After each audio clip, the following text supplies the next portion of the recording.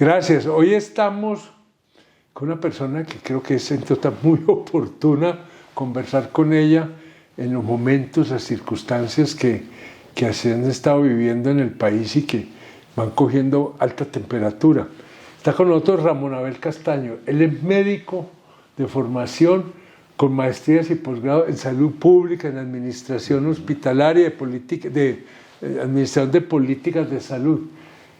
De entrada quiero decir esto, no es un médico de bata blanca de consultorio, es un médico que ha estado trabajando las estrategias, los marcos generales, el sentido de la salud pública. Y creo que este es el médico para hablar en este momento cuando, doctor Ramón, a mí me da la impresión de que, como van las cosas, los colombianos nos vamos a quedar sin salud. Viene una crisis de la prestación del servicio de salud. ¿Usted cómo ve todos estos movimientos que empieza a hacer el gobierno actual del presidente Petro? Pues los veo con mucha preocupación, porque a pesar de que el sistema de salud trae unos problemas crónicos, digamos, yo lo describo como un enfermo crónico muy delicado, que viene hace varios años, decreciendo su condición, pero en este gobierno, particularmente durante los 2 últimos años, se han tomado medidas que han llevado a ese enfermo crónico y delicado a agravar su condición y a estar muy cerca de la muerte, por ponerlo en algunos términos figurativos, porque realmente estos 2 últimos años han profundizado y han exacerbado esa crisis. Cuando el gobierno dice que esta crisis no es de este gobierno, sino que venía desde antes, no es cierto. O sea, el enfermo venía delicado y venía... Una cosa es la enfermedad y otra cosa es la crisis actual. Otra cosa es el episodio agudo. Y aquí lo que tenemos es un episodio agudo supremamente grave. De acuerdo. Sin duda. Porque es que fíjate, y ahorita hablábamos, y usted lo tiene muy claro, este debate sobre la política de salud, la manera de ejercer todas estas acciones de salud, casi que nacen a partir de la Constitución del 91. Ahí fue que quedó un tema indebidamente tratado, insuficientemente tratado. ¿Por qué arranca desde el año 91 estas discusiones? Porque esto no empezó ayer. De acuerdo. No empezó ayer. En eso hay que ser muy claro. Esto no es que el presidente no lo está descubriendo en este momento. Y lo preocupante es que parece que no estuvieran mirando las soluciones que se han planteado. Pero bueno, miraremos en la conversación. ¿Por qué desde el 91 se empieza ya? Sí, realmente... pues todas las discusiones sobre cómo deben ser un sistema de salud, cómo se debe organizar un sistema de salud, pues llevan muchas décadas, sin duda. Pero en Colombia se venía generando una necesidad a finales de los 80, una conciencia sobre la necesidad de cambiar de fondo el sistema de salud. Viene la oportunidad de la Constituyente en el 91 y se crean 2 grandes corrientes de pensamiento que buscaban dejar plasmado en la Constitución lo que era el deber ser de un sistema de salud. Esas 2 grandes corrientes de pensamiento abogaban, una, por un sistema público al estilo inglés, por ejemplo, al estilo del sistema británico, al estilo del sistema canadiense, con un monopolio estatal, no solo en el financiamiento, sino en la prestación propiamente dicha. ¿Era un poco los seguros sociales? No. No, ahora podemos... Por eso es como te digo, el sistema inglés es un sistema donde todas las personas tienen derecho al médico, a los hospitales, y los hospitales son del Estado, algunos son en concesión, sí, pero todos pagan al sistema a través de los impuestos generales, no a través de su empleo, sino del impuesto general. Entonces, son sistemas universales, donde por el hecho de estar ahí tienes derecho a la atención. Había otros sistemas, o siguen existiendo otro grupo de modelos de sistemas de salud en el mundo, que son los que llamamos los bismarckianos, que son los modelos como los basados en los seguros sociales. ¿Por qué bismarckianos? Porque nacieron con Otto Bismarck, von Bismarck en Alemania, y lo que buscaban era que los trabajadores, a través de sus contribuciones del salario, con los patronos y con el Estado, creaban un sistema... Era tripartita. Exacto, eran tripartitas, y creaban un sistema para los afiliados a ese fondo, que eran los trabajadores formales. Pero resulta que... Ahí estaba íntimamente ligado la prestación del servicio de salud y el empleo. Sí, porque estaban ligados. Claro, si no tenías empleo, si no estabas empleado, no podías llegar al seguro social. Está muerto. Entonces, la discusión que se dio hacia finales de los 80 y que ya tuvo su escenario ideal en la Constituyente era si en la Constitución deberían quedar plasmadas las bases de lo que debería ser un sistema de salud. Entonces hubo, digamos, esos 2 grandes grupos que abogaban por un sistema público al estilo británico y por un sistema basado en el aseguramiento, pero que no fuera el del seguro social, sino una variante muy interesante de ese modelo bismarckiano, que es el que conocemos en el mundo como competencia administrada o competencia gestionada. Es un sistema, es un modelo de sistema de salud que existe en varios países, en Holanda, en Israel, en Chile, por ejemplo, hay una parte del sistema de salud que es de competencia administrada, en Estados Unidos. Entonces, estos sistemas de competencia administrada lo que buscan es que no haya monopolios de aseguramiento como lo era el Seguro Social en su momento, ¿cierto? Porque si yo estaba trabajando en una empresa formal, yo tenía que afiliarme al Seguro Social, no tenía ninguna otra opción. Entonces, lo que ingresa, la innovación interesante de los modelos de competencia gestionada era que los recursos, los aportes se recogían en un gran fondo y en ese fondo se distribuían entre aseguradores que competían entre sí. Entonces, por eso viene la libertad de elección. Fíjate que cuando pasa la reforma en el 93, las personas pueden escoger su asegurador. Antes tocaba el Seguro Social. Seguro y nada más. Nada más. O paga usted su salud. Ah, sí, ya por su cuenta. Entonces, en esa discusión de la constituyente había una tensión entre esas dos versiones, la del estatal puro y un sistema más que bismarckiano, un sistema de competencia gestionada, donde hubiera mercados en el aseguramiento, donde hubiera mercados en el sector prestador, o sea, los hospitales, clínicas, etcétera, donde hubiera competencia, bajo el supuesto de que la competencia va a generar un mejoramiento en la eficiencia y en el desempeño del sistema, como pasa en los mercados de galletas, donde el que produzca galletas de mala calidad y caras, pues simplemente sale del mercado y no quedan en el mercado, sino los que producen buenas galletas y a buen precio. En este caso presta el mejor servicio. Entonces, de salud. Eso era lo que se esperaba. Resulta que... Y el Estado sí manejando los recursos. Y regulando, sobre todo regulando. ¿Sí? El Estado recauda los impuestos. Él capta esos exacto, recursos. y son recursos públicos, los coloca en un gran fondo, que es el fondo de la ADRES que conocemos hoy, que es un nombre ya muy familiar para todos los colombianos. Sí. Entonces, en ese fondo se recauda todos esos montón de billones de recaudos de los impuestos y se distribuyen a través de los aseguradores. Pero los aseguradores compiten entre sí, esa es la característica más interesante. Y los aseguradores, o sea, las EPS, a la hora de contratar los servicios de salud, entonces hacen que los prestadores, o sea, hospitales, médicos, clínicas, etcétera, compitan entre sí para obtener los contratos del asegurador. Entonces hay una lógica inherente muy importante a este modelo de competencia gestionada y es la expectativa de que esa competencia, esa fuerza de los mercados, haga que solo queden en el mercado los mejores y los que sean capaces de producir y de tener usuarios más satisfechos y usar mejor los recursos y darle mejor salud a la gente. Eso es un supuesto que desde la teoría se sabía que no funcionaba muy bien y la experiencia nos ha dicho que claramente tiene unas limitaciones, pero bueno, para no enredarnos en los temas técnicos de los modelos y volviendo a la discusión de la constituyente, entonces alrededor de la constituyente había esas dos grandes tendencias, unos que querían un sistema como el público y otros como el británico, perdón, y otros que querían un sistema de competencia gestionada. Finalmente prevaleció lo segundo, competencia gestionada y no el sistema público.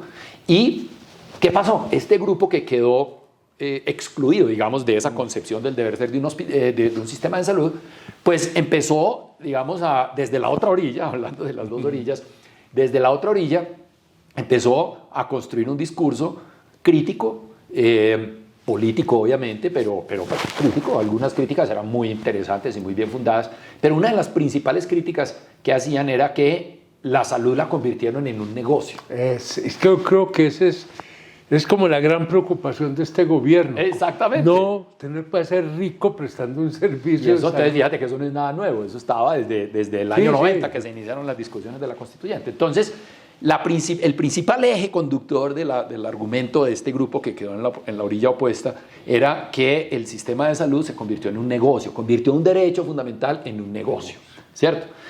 Con diversas sustentaciones, etcétera, pero el sistema empezó a avanzar, logramos grandes logros como tener casi el 99% de los colombianos asegurados con acceso a los servicios de salud. Y ojo que ahí hay una crítica importante que han hecho estos de la orilla opuesta diciendo que ese aseguramiento no necesariamente implica acceso efectivo a los servicios de salud.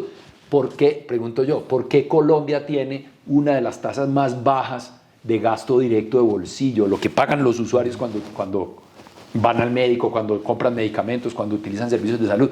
Tenemos el nivel más bajo de gasto de bolsillo en Latinoamérica, después de Cuba, Uruguay lo tenemos nosotros en Colombia. Entonces, si el aseguramiento no fuera sinónimo de acceso, pues tendríamos gasto de bolsillo como el de México. Tendría que estar pelando ahí para completar. En México el gasto de bolsillo es el 45% del gasto total en salud. Y aquí es más o menos 17, 18%. Es de los más bajos de toda Latinoamérica. Entonces, el aseguramiento sí implica un mejor acceso a los servicios de salud y eso se refleja en un menor gasto directo de bolsillo. Pero entonces, volviendo al tema, este grupo siguió haciendo esa crítica de que la salud no era negocio, de que el aseguramiento no era equivalente a acceso, de que los servicios se prestaban más en lo curativo y en lo de alta complejidad, porque ahí era donde se obtenían buenos márgenes y no en la prevención.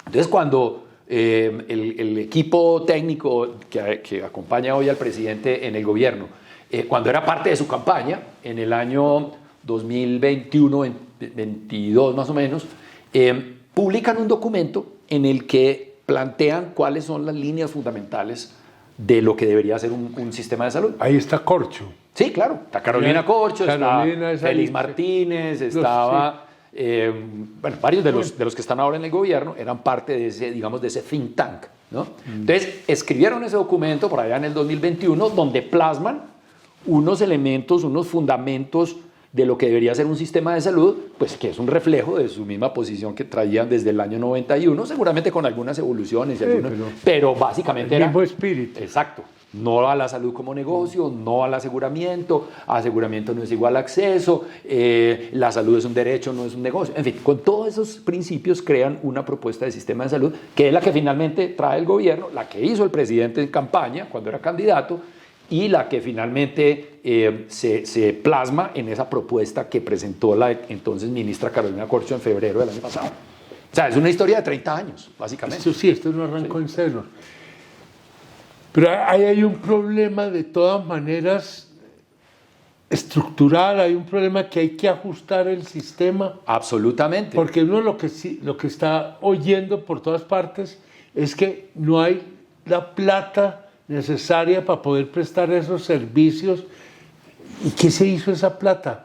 Lo que se está pagando es menor o lo están distrayendo a otros propósitos, porque entonces dicen, no, esto se volvió un negocio financiero, entonces no le están pagando a las IPS, a las que prestan el servicio, sino que las están invirtiendo. ¿Qué hay de verdad en todo eso? No, realmente ocurren hechos, no hay ninguna duda, hay hechos de corrupción, hay hechos de desviación de recursos, pero yo creo que... No es el sistema. No es el fondo. Y es más, la propuesta del gobierno no va a resolver eso, lo va a empeorar.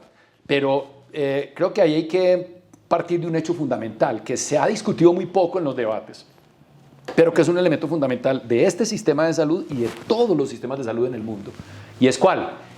Todos los sistemas de salud en el mundo, sin excepción, están emproblemados por la sostenibilidad financiera, porque las sociedades tienen necesidades en salud que siempre son superiores a los recursos disponibles. Sí, la plata nunca alcanza. Siempre hay un déficit, siempre la está en plata rojo. nunca alcanza ni en Inglaterra, ni en Costa Rica, ni en Estados Unidos, ni en ninguna parte del mundo. Siempre están en rojo los sistemas de salud.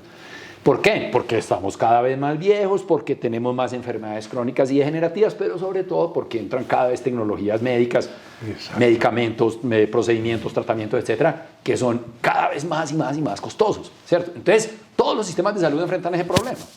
Es lo que nosotros llamamos en nuestra jerga la sostenibilidad financiera del sistema. Entonces, pues Colombia no es ajeno a ese problema. Lo que pasa es que Colombia tiene un ingrediente muy particular que ese sí no lo tienen los demás sistemas de salud, yo diría que del mundo. Cuente a ver. Y es la acción de tutela. Por eso te digo que es un tema que no lo discuten mucho, porque ningún ministro se va a meter con ese tema, porque es como electrocutarse. Ningún político, ningún senador, ningún actor del sistema cuya supervivencia dependa de la aprobación del público se va a meter en ese tema. Yo lo puedo mencionar porque yo no necesito votos, soy independiente, entonces puedo decirlo de manera tranquila. ¿Cuál es el problema, Juan Manuel? La Corte Constitucional construye desde el mismo momento que arranca la nueva Constitución. Sí, son contemporáneos. Pues. Arranca construyendo una jurisprudencia que le da, digamos, una protección al derecho a la salud, pero con una concepción puramente individual. ¿Sí? Porque una cosa es que todos los colombianos tengamos la mejor salud para que podamos desarrollar nuestro plan de vida y hacer y tener éxito como agentes de nuestro propio plan de vida, ¿cierto?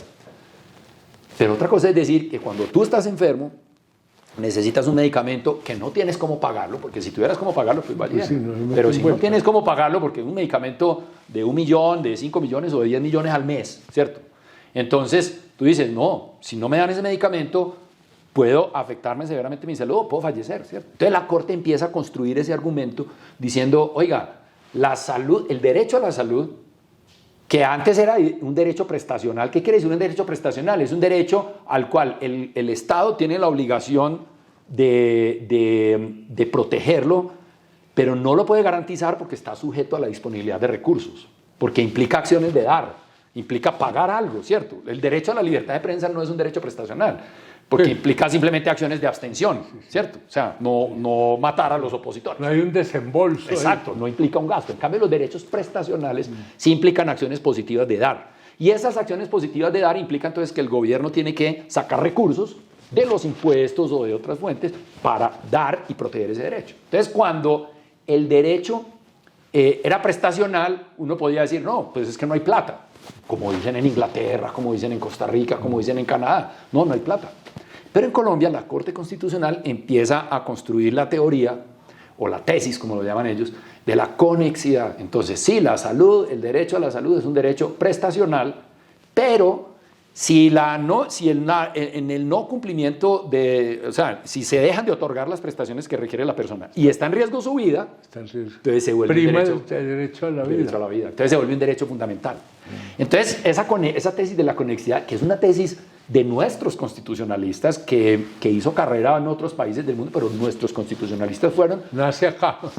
Más o menos. Pues puede que haya otros teóricos por allá, pero aquí es donde coge vida. Sí. Coge vida, exactamente. Pues después de eso empieza entonces la tesis que dice, no, es que no solamente es un derecho fundamental por conexidad, sino por sí mismo.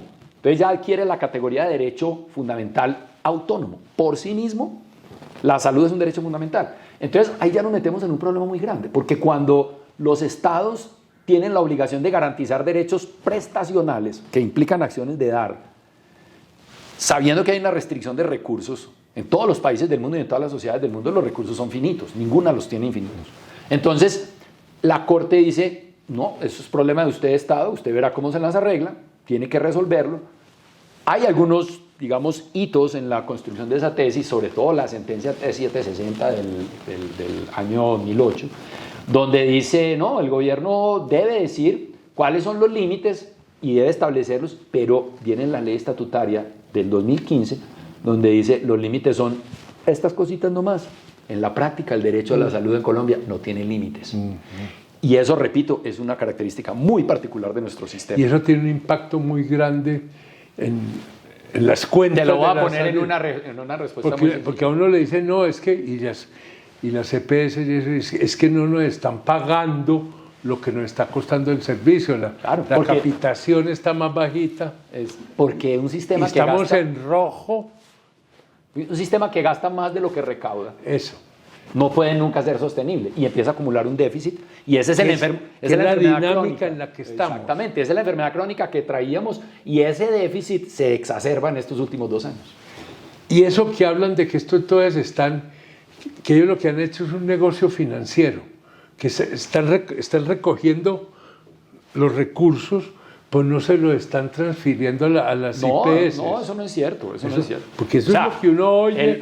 Pero basta con mirar la contabilidad de las EPS que ahí está, o sea, los servicios se han prestado, todos, lo que pasa es que son muchísimos. Ha faltado plata para poderlo. Ha faltado plata. Bien, hay servicios prestados sin pagar porque no hay recursos que no se han pagado, exactamente. Porque no le han transferido a las EPS. Y vuelvo y te repito, puede que haya habido corrupción, puede que haya habido desvíos. La corrupción hay desde Adán y Eva. Y en todos los sectores. Todavía no ha aclarado de la manzana y quién se la quería ganar. Exactamente.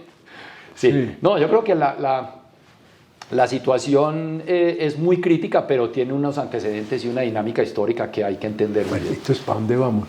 ¿Vamos a quedar sin salud? Tenemos que hacer un acuerdo como sociedad de dónde vamos a poner los límites al derecho a la salud, primero. Segundo, tenemos que definir cuáles van a ser esas coberturas o esos beneficios que vamos a cubrir, ¿sí? Tercero, en la forma de producir los servicios de salud tenemos que organizar mucho mejor a los prestadores, hospitales, clínicas, etcétera, ¿sí? Y tenemos muchísimas oportunidades de ganar en eficiencias, pero tenemos que hacerlo con un acuerdo entre todos, no con la reforma que planteaba el gobierno, que se le hundió en el Senado, porque esa reforma no resolvía sus problemas, los empeoraba. Entonces creo que es el momento para unirnos entre todos. ¿Y por qué lo empeoraba? Porque reducía los controles al gasto, básicamente. Porque las EPS hacen una función muy ingrata en los sistemas de salud. No hay EPS en la mayoría, pero todos hay alguien que trata de controlar la plata. Eso sí existen todos. Y ese es el ingrato, es el policía malo que todo el mundo odia. Entonces, esa función del policía malo, que hace la tarea mala, es la que desempeñan las EPS y por eso las quieren sacar del medio creyendo que con eso van a resolver el problema. Lo que van es a empeorarlo porque esa función que hace la EPS de controlar la plata para que alcance es la que medianamente nos tiene en la situación que estamos. Donde no hubieran existido esos controles, esta situación reventado hace 15 años, tranquilamente.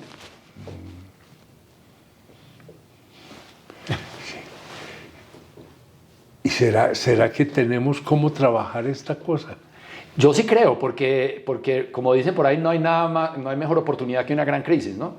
Y esta gran crisis nos tiene que llevar a todos los actores, prestadores, pacientes, médicos, hospitales, aseguradores, a buscar una solución. Vos has hablado a lo largo de esta conversación como de la construcción de un proyecto de ley. Hay como mucho ya adelantado de lo que necesita hacer, que podría desembocar en un proyecto que se presentara. No sé si en un tiempo tan corto como 3 meses para presentar un proyecto en el legislativo en julio, de iniciativa parlamentaria, ¿no? Porque no va a ser el gobierno.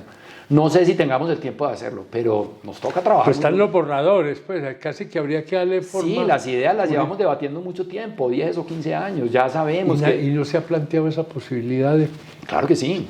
Trabajemos a ver si somos capaces de madrugarle a la crisis. Esa es la expectativa que tenemos. Ahí está la tarea. Y de hecho en todas las mesas de trabajo que se han hecho en el Congreso, en la Corte Constitucional, en diversos escenarios, los actores llegan con las mismas preocupaciones y las soluciones ya empiezan a decantarse como... Es que es lo que uno alcanza a percibir, que llama la atención, el gobierno como empujando a romper una situación y por el otro lado, vea, ya estamos trabajando una solución, estamos como a puertas de tener una propuesta que pueda ser concertada, que pueda generar el acuerdo, que supere, si no todo, la mayoría de los problemas que se han ido detectando a lo largo de estos años en el sistema. No hay sistemas perfectos, no hay que partir de abajo. Y todos están reformándose permanentemente. Pero tiene que ser eso.